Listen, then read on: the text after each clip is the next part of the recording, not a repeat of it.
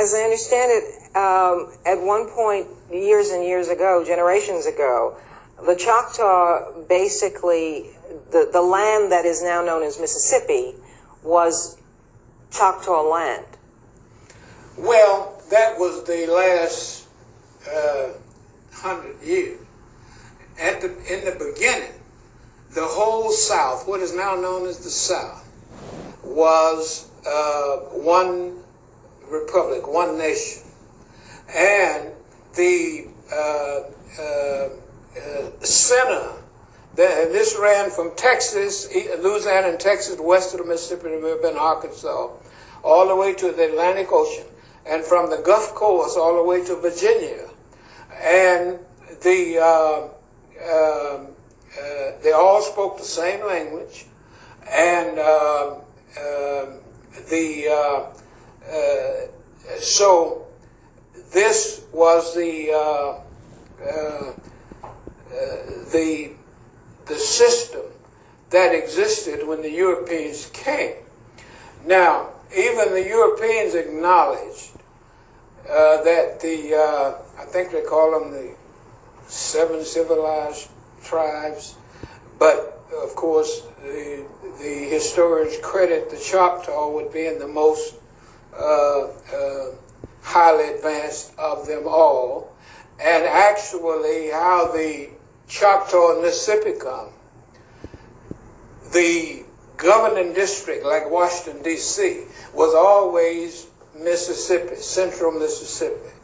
And as the territory became smaller, ultimately only Mississippi and Alabama was left. And then in the end, only Mississippi was left. So that is how the process went. I understand that is it your great-great-grandfather was one of the last official elected leaders of the Choctaw Nation. Right. You see, right. It was my great-great-grandfather. And his name was General Sam Cobb. Now, of course, by the 1800s, almost all Native Americans east of the Mississippi River had taken on European names. And that,